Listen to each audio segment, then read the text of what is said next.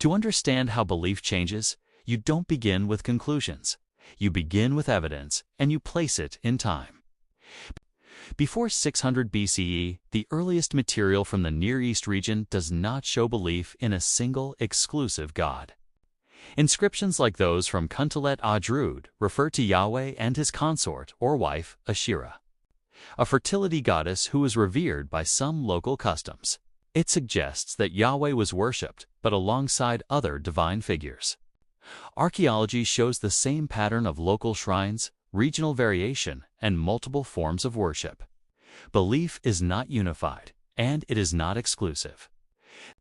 Then, in 586 BCE, the Babylonians exiled the Judeans for seeking to ally themselves with Egypt. Jerusalem is destroyed, the temple is gone, and the population is displaced. This does not immediately create a new belief system, but it changes the conditions in which belief develops. After the exile, people returned to Judah under Persian rule in the late 6th century BCE. Religious life begins to reorganize for these Judahites as they became known. Their temple is rebuilt, but belief has already begun to shift. Once belief is written down, it changes. The text becomes central. Laws and traditions are no longer only passed down orally. They are recorded, preserved, and organized. This makes belief more consistent. It can now be taught in the same way across different communities. Public readings of the law become part of religious life. People are expected to hear it, understand it, and follow it. This creates a new standard. Belief is no longer just something practiced locally. Rules become clearer. Expectations become more defined. Now, belief becomes compared, evaluated, and enforced. Boundaries between groups become more explicit. Authority begins to shift. It is no longer centered only in places like the temple. It extends now to texts and to those who interpret them. This creates a more structured system, one that can function across different locations and communities.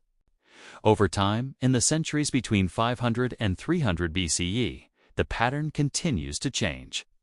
References to other divine figures become less frequent. Practices become more consistent. Written traditions continue to stabilize belief. This is not a single decision, but a gradual transformation. By around 200 BCE, the language in surviving texts becomes more explicit. There is no other God. When we examine these texts as historical documents rather than claims of divine truth, they show something important, what people were saying, and how that changed over time. Before 600 BCE, belief includes multiple figures and varies by region. After 586 BCE, there is disruption and reorganization. Between 500 and 200 BCE, belief becomes more consistent and aligned. By around 200 BCE, there is a stronger emphasis on one exclusive God. This is not a single moment. It is a trajectory. As belief becomes written, structured, and standardized, its function changes. It is no longer only practiced. It is defined. It is no longer only inherited. It is taught, measured, and enforced.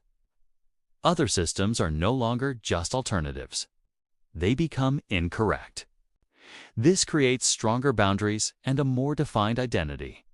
Over time, this transforms a set of local traditions into a unified religious framework. Belief does not just survive the crisis. It becomes organized into something that can guide behavior, define identity, and enforce structure. A belief that is standardized can be applied the same way across communities. That standardization requires enforcement to maintain its identity. And once it must be enforced, it becomes something more than belief. It becomes authority.